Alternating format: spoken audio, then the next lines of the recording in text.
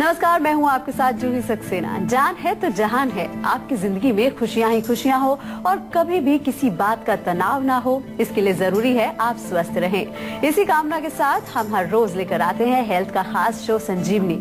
संजीवनी में आपको आपके हर मर्ज का मिलता है इलाज और आपकी समस्याओं का समाधान करेंगे विश्व प्रसिद्ध आयुर्वेदाचार्य डॉक्टर प्रताप चौहान जी। डॉक्टर साहब, बहुत बहुत स्वागत है। Thank you. भागती दौड़ती जिंदगी, किसी को ऑफिस पहुंचने की जल्दी है तो किसी को ट्रेन या बस पकड़ने की जल्दी है। क्या बच्चे क्या जवान, हर कोई जल्दी में है। लेकिन क्या आपको पता है कि आपकी जल्दबाजी की ये आदत ऐसी ही बनी रही तो ये आपकी सेहत पर भी असर डाल सकती है। क्योंकि जल्दबाजी की आदत आप अगर खाने के वक्त दिखलाते हैं या अपनाते हैं तो आपको सेहत से जुड़ी कई दिक्कतों का सामना करना पड़ सकता है। आप माने या ना माने, आयुर्वेद तो यही कहता है।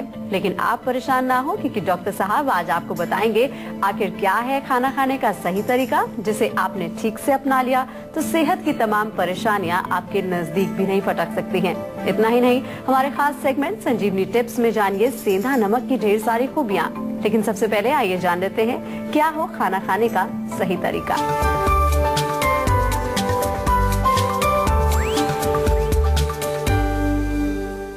खाने के पहले क्या खाएं, खाने के बाद क्या खाएं, खाने में क्या खाएं, खाने में क्या ना खाएं, खाने का तरीका बनाएगा हेल्थ। तो चलिए सबसे पहले डॉक्टर साहब से जानते हैं कि टेबल मैनर्स यानी कि खाना खाने का तरीका और हमारी सेहत का क्या कनेक्शन होता है और क्या आयुर्वेद में भी इस बात का जिक्र होता है। जी डॉक्टर साहब। देखिए, बहुत अच्छा आपने विषय लिया है और बहुत अच्छा प्रश्न भी पूछा है, क्योंकि सबसे पहले तो ये समझना पड़ेगा कि टेबल मैनर्स क्या हैं आयुर्वेद की दृष्टि से अगर हम बात करें। क्योंकि आजकल के टेबल मैनर्स अगर देखें तो वो सिखाते हैं कि भाई आपको छुरी कैसे पकड़नी है, कांटा कैसे पकड़ना है, फोर्क एंड नाइफ उसको कैसे यूज करना है, और जो है खाना इधर नहीं गिरना चाहिए, हाथ से नहीं खाना चाहिए। ये आजकल के मॉडर्न जो है तरीके हैं जिनको कि हम कहते हैं कि ये टेबल मैनर्स हैं। आपको कैसे बैठना है, फिर आपको जो है किस प्रकार से जो है अपना खाना खाना है। लेकिन आयुर्वेद में थोड़ा जाएं तो उसमें भी हम इन्हीं से थोड़ा सा एक स्टेप और नीचे जा करके बात करते हैं। हम बात करते हैं कि हमारे स्वास्थ्य से ये कैसे जुड़ा हुआ है। क्योंकि भोजन खाने की जो विधि है, टेबल मैनर्स यानी कि खाना खाने की जो तरीका है, खाना खाने का जो एक सलीका है आपका, उसी को मैनर्स कहते हैं। और वो क्यों हमारे स्वास्थ्य के साथ जुड़ा हुआ है, उसका क्या कनेक्शन है हमारे हेल्थ के साथ, जरूर कनेक्शन है। क्योंकि अगर हम सही प्रकार से सही विधि से अगर भोजन सेवन नहीं करेंगे तो हमारा खाना पचेगा नहीं, ठीक से पचेगा नहीं तो आम बनेगा, और आम बनेगा तो काम तमाम करेगा, जहां पर भी जाएगा वो रोग पैदा करेगा। बहुत बारी हम इसकी चर्चा करते हैं अपने शो के माध्यम से, आपको बताते हैं कि किस प्रकार से ये एक चिकना पदार्थ, म्यूकस टाइप का पदार्थ, जो कि अजीर्ण यानी कि इनडाइजेशन की वजह से पैदा होता है, अनडाइजेस्टेड फूड से वो पैदा होता है और पूरे शरीर में अनेक प्रकार के रोग पैदा करता है। तो हमारा जो स्वास्थ्य है उसका डायरेक्ट कनेक्शन है हमारे खाने की विधि से। और आयुर्वेद में अगर हम इसको देखें कि खाने की विधि यानी कि टेबल मैनर्स में क्या क्या चीजें आती हैं, तो केवल ये नहीं कि आप कैसे बैठे हैं, कैसे खा रहे हैं, मुंह बंद करके आप खा रहे हैं, आजकल ऐसा जो है सब चीजें सिखाई जाती हैं। लेकिन हम इससे और गहराई में जाते हैं। खाना बनाने की जो जगह है वो कैसी है, खाना खाने वाला जो है उसकी स्थिति कैसी है, जो खाना बना रहा है उसका क्या कौन सी स्थिति है, मानसिक स्थिति, शारीरिक स्थिति, सफाई है या नहीं है, जिस जगह पर आप खाना खा रहे हैं वो कैसा है, और किस प्रकार से आप खाना खा रहे हैं, वो सारी चीजें इसमें आती हैं। क्योंकि किचन आपकी साफ होनी चाहिए, खाना बनाने वाला भी साफ सुथरा होना चाहिए, जो खाना खा रहा है वो भी। आजकल ऐसे लोग खाना खाने बैठ जाते हैं, नहाए भी नहीं है, मुंह भी नहीं धोया, ब्रश भी नहीं करते। कई लोग सुबह चाय पी लेते हैं, बिस्कुट खा लेते हैं, या थोड़ा सा ब्रश किया और बस खाना खाने बैठ गए। ये बिल्कुल हमारे स्वास्थ्य पर इसका बुरा असर पड़ता है। आपको समझ नहीं आएगा, आपको लगेगा इससे क्या फर्क पड़ता है, लेकिन डेफिनेटली फर्क पड़ता है। इसको थोड़ा सा विस्तार से जब हम समझाते हैं आपको, तो हम आपको बताते हैं कि ये सब चीजें, स्वच्छता जो है बहुत इंपॉर्टेंट है। Cleanliness is very important. खाने के समय में हर चीज, आजकल देख रहे हैं आप कितने सारे इन्फेक्शन हो रहे हैं लोगों को, कोई ना कोई इन्फेक्शन हर सीजन में चलता रहता है। कभी डेंगू चल रहा है, कभी कोई और इन्फेक्शन चल रहा है, कभी। तो ये हमारे जो, अगर किचन हमारा साफ नहीं है, वहाँ भी तो बैक्टीरिया डेवलप होगा। किचन में जो खाना बना रहा है वो साफ नहीं है, उसको मान लो छींक आ रही है, उसको इन्फेक्शन हो रहा है, उसका गला खराब है, तो वो कीटाणु भोजन में जा सकते हैं। बहुत सारी चीजें हैं। तो हम थोड़ा सा जो टेबल मैनर्स की बात करते हैं, हम भी कहते हैं कि मुंह बंद करके खाना चाहिए, हम भी कहते हैं कि आराम से बैठ करके खाना चाहिए, चबा करके खाना चाहिए, लेकिन उससे जरूरी है कि आपको ये सब चीजों का, बहुत छोटी छोटी सी चीजों को हम कई बार जो है नजरअंदाज कर देते हैं और उसके कारण हमारी जो हेल्थ खराब हो जाती है। तो चलिए डॉक्टर साहब ने ये तो बता दिया कि आयुर्वेद क्या कहता है टेबल मैनर के बारे में। अगर डॉक्टर साहब, अगर हम अनदेखी करते हैं आपके हिसाब से जो टेबल मैनर्स हैं, तो किस तरह की परेशानियों का सामना करना पड़ता है? देखिए, बहुत सीधा सा एक इसका जवाब है और ज्यादा मुश्किल आपको भी समझने में नहीं होगा। जब भी हम इन चीजों को जो है पालन नहीं करते हैं, तो सबसे पहले हमारा जो भोजन की जो पाचन की जो प्रक्रिया है, जो उस पर फर्क पड़ता है। खाना ठीक से पचेगा नहीं, जूसेस हमारे जो है वो गड़बड़ा जाएंगे, अग्नि हमारी बिगड़ जाएगी, खाना पचेगा नहीं तो आम बनेगा तो अनेक प्रकार के रोग होंगे। सिंपल चीजें तो आपको नजर आएंगी, जैसे कि गैस बन गया है, अफारा हो गया है, साथ में आपको कब्ज हो गई है, कॉन्स्टिपेशन आपको हो गई है, एसिडिटी हो गई है, ये चीजें तो आपको पेट में दर्द हो जाता है, चीजें तो आपको डेफिनेटली दिखाई देंगी। लेकिन जो और रोग हैं हमारे शरीर में, जिसको कि हम आम के साथ जोड़ते हैं, जैसे आम वात है, जोड़ों का दर्द है, आपको ज्यादा आम बन रहा है तो गले में आपको खिचखिच रहती है, खराश रहती है, और ज्यादा आम बना तो आपके फेफड़ों में जाके आपके सांस की जो प्रक्रिया है उसको वो खराब कर सकता है, आपको जो अस्थमा हो सकता है, आपको खांसी हो सकती है, आपको कहीं ब्लॉकेज हो सकता है। तो ये अनेक प्रकार के रोग आपको हो सकते हैं। छोटी छोटी सी चीजें हैं। कई बार आपने देखा होगा कि आप देखते हैं अचानक किसी आदमी को कोई भयंकर बीमारी हो जाती है, तो आप सोचते हैं अरे इसको कैसे बीमारी होगी, ये तो कुछ खाता भी नहीं है ऐसा उल्टा सीधा, ये तो बिल्कुल साफ स्वच्छ खाना खाता है, लेकिन हो सकता है वो टेबल मैनर्स यानी कि जो खाने की विधि है उसका पालन नहीं कर रहा है, तो उसके कारण भी हमारे शरीर में रोग उत्पन्न हो सकते हैं। एक कॉलर हमारे साथ जुड़ गए हैं, अनिल है राजस्थान से। जी अनिल, आप अपना सवाल कर सकते हैं। डॉक्टर साहब, मेरी एक 12 साल की बिटिया है, उसको बचपन से दौरे आते हैं। अच्छा जी। और करीब 5 साल की थी तब से एलोपैथिक की दवाइयाँ चल रही हैं जी। तो दौरे आने का जो समय है वो तो कम हो गया है, लेकिन दौरे पूरी तरह जा नहीं रहे हैं जी। तो इसका आयुर्वेद में समाधान है कि नहीं है?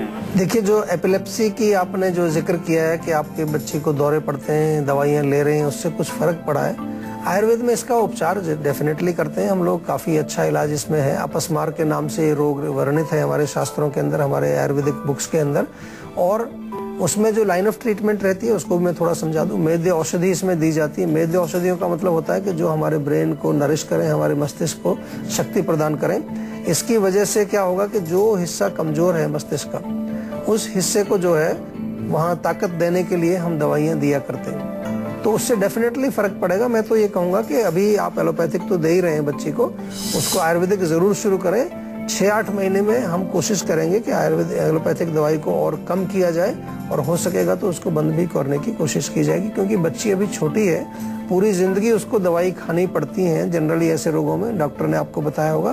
तो हमारा प्रयास ही रहेगा कि आयुर्वेदिक दवाइयों से इस रोग का इलाज किया जाए। कुछ विशेष प्रकार के घी बनाए जाते हैं इसमें, मेडिकेटेड घी जो होते हैं, जैसे ब्राह्मी घृत है, और कई प्रकार के जो है शास्त्रीय इसमें क्लासिकल फॉर्मुलेशंस हम लोग बनाते हैं, वो भी दिए जाते हैं। कई प्रकार की जड़ी बूटियों के इसमें चूर्ण बनाए जाते हैं। छोटे बच्चों के लिए सिरप या काढ़े भी होते हैं, तो इसका प्रयोग जरूर करना चाहिए आपको। आयुर्वेदिक उपचार अवश्य करें। जो भी लोग एपिलेप्सी से पीड़ित हैं वो आयुर्वेद को अवश्य आपको ट्राई करना चाहिए। और चलिए अब बात कर लेते हैं आज की संजीवनी की, जिसमें डॉक्टर साहब आपको बताएंगे क्या हो खाना खाने का सही तरीका। तो डॉक्टर साहब, क्या है आज की संजीवनी? देखिए, सबसे पहले तो सफाई का ध्यान रखना बहुत जरूरी है। स्वच्छता जो है वो केवल हमारे शारीरिक स्वास्थ्य के लिए आवश्यकता नहीं है, लेकिन हमारे मन के लिए भी बहुत अच्छी है। अगर हमारी जो शरीर गंदा है, हमारी किचन गंदी है, जो खाना बना रहा है, हमारे यहाँ तो यहाँ तक लिखा है में कि जो खाना बनाने वाला है या खाना बनाने वाली है, अगर उसकी मानसिक स्थिति जो है वो ठीक नहीं है, यानी कि उसको गुस्सा आ रहा है बहुत ज्यादा, या उसको कोई नेगेटिव इमोशंस उसके अंदर है, क्रोध है, या कोई जेलसी उत्पन्न हो रही है उसके अंदर, कई बार खाना बना रहे हैं, रोज झीक करके खाना बना रहे हैं, तो वो उसकी भावनाएं भी उस खाने में जा करके उसको दूषित करती हैं। जब जो आदमी खाना खाएगा, जो भी व्यक्ति उस खाने को खाएगा, उसके अंदर भी उसी प्रकार की भावनाएं डेवलप होती हैं। ये कोई आयुर्वेद की बात नहीं है। आजकल मैंने बहुत सारी ऐसी स्टडीज देखी हैं जो कि बाहर विदेशों में, वेस्टर्न कंट्रीज में ऐसी स्टडीज हुई हैं कि यस दिस इज ट्रू, इसका फर्क पड़ता है इससे जो खाना बनाने वाला। तो स्वच्छ शरीर, स्वच्छ मन, यानी कि स्वच्छता का ध्यान रखना बहुत जरूरी है, सबसे पहली चीज। दूसरा, शांत मन आपको रखना चाहिए। जब भी आप खाना खाते हैं मन आपका शांत रहना चाहिए, किसी प्रकार की एंग्जाइटी, टेंशन। आजकल हम क्या करते हैं कि शांत मन होगा तो भी खाना खाते समय जरूर डिस्टर्ब करते हैं उसको। जब खाने की टेबल पर बैठेंगे तो सामने टीवी लगा होता है, टीवी ऑन कर लेते हैं तो मन आपका डिस्टर्ब हो गया क्योंकि टेलीविजन आप देख रहे हैं, या कभी कभार लोग फोन पर बात कर रहे हैं और खाना भी खा रहे हैं, अखबार पढ़ रहे हैं और कुछ खाते जा रहे हैं। तो ये सब जो है नहीं चाहिए, आपको शांत मन होकर खाना चाहिए। तीसरी चीज बहुत इंपॉर्टेंट है कि भोजन को चबा करके खाएं, अच्छी तरह से चबाएं।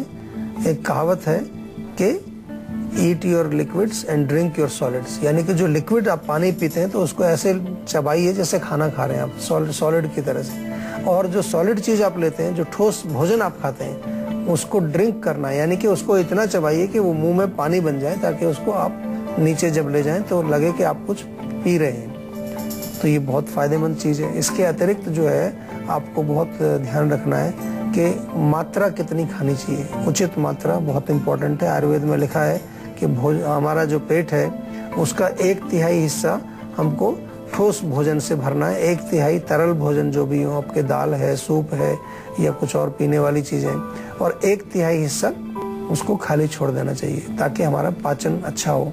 इसी प्रकार से खाने की जो चीजें हमारी होती हैं उसका क्रम भी आयुर्वेद में लिखा है। सबसे पहले लिखा है मधुर रस का सेवन करें, जो कफ बढ़ाने वाली चीजें हैं। तो अगर आपको मिठाई खानी है, खीर खानी है, हलवा खाना है, पहले खाइए उसको।